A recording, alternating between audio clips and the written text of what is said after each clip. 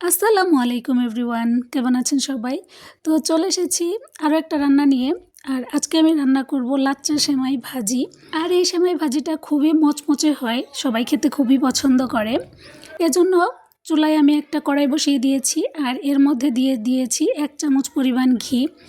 আপনারা এখানে ঘিয়ের পরিবর্তে সাদা তেলটাও দিতে পারেন, তবে এখানে ঘি দিলেই ভালো হয়, ফ্লেভারটা অনেক ভালো আসে। তবে হাতের কাছে না থাকলে স্কিপ করবেন।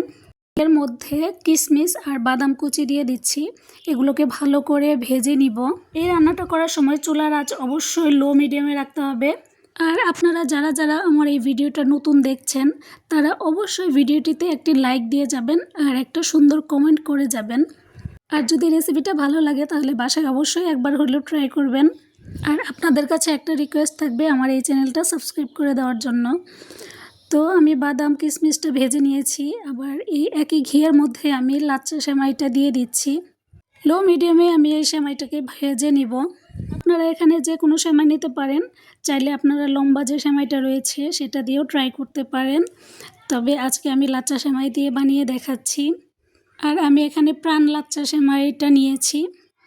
তো সেমাইটা আমার এখানে ভাজা হয়ে গেছে, এর মধ্যে আমি চিনি অ্যাড করছি। আপনারা আপনাদের টেস্ট অনুযায়ী চিনির পরিমাণটা বাড়িয়ে অথবা কমিয়ে দিতে পারেন। যারা বেশি মিষ্টি খেতে পছন্দ করেন তারা একটু বাড়িয়ে দেবেন, আর যারা কম পছন্দ করেন তারা একটু কম দিলেই হবে। আর আমি আবারও বলছি, চুলার আঁচ অবশ্যই লো মিডিয়ামে রাখতে হবে, কেননা একটু সেমাই যদি পোড়া লেগে যায় তাহলে তেতো হয়ে যাবে, খেতে ভালো লাগবে না। তো গাইস, আমি এখানে একটা জিনিস দিতে ভুলে গিয়েছি, তা হচ্ছে এলাচ, দারচিনি, তেজপাতা। এবার আমি এগুলোকে দিয়ে দিচ্ছি এবং ভালো করে সেমাইয়ের সাথে মিশিয়ে নিচ্ছি।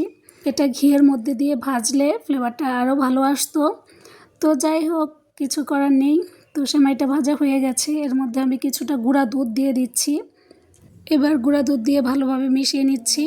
আর আপনারা চাইলে এখানে কোরানো নারকেলটা দিতে পারেন, তাহলে খেতে আরও ভালো লাগবে। আমার বাসায় যেহেতু নেই তাই আমি এটা ছাড়াই রান্না করছি। তো সেমাইটা ভালোভাবে ভাজা হয়ে গেছে, এবার আমি এখানে যে কিশমিশ বাদামগুলো ভেজে রেখেছিলাম সেগুলোকে দিয়ে দিচ্ছি। তো আমার রান্নাটা হয়ে গেছে। এভাবে খুবই অল্প সময়ে অল্প উপকরণ দিয়ে একটা সুন্দর রেসিপি বানিয়ে নেওয়া যায়। এবার আমি চুলা থেকে নামিয়ে নিব, আর ঠান্ডা হয়ে গেলে একটা প্লেটে ঢেলে নিব। তো এই ছিল আমার আজকের সহজ রেসিপি। আশা করি সকলের কাছে ভালো লেগেছে। যদি ভালো লাগে তাহলে অবশ্যই বাসায় একবার ট্রাই করবেন। সবাই আমার জন্য দোয়া করবেন। আল্লাহ হাফেজ।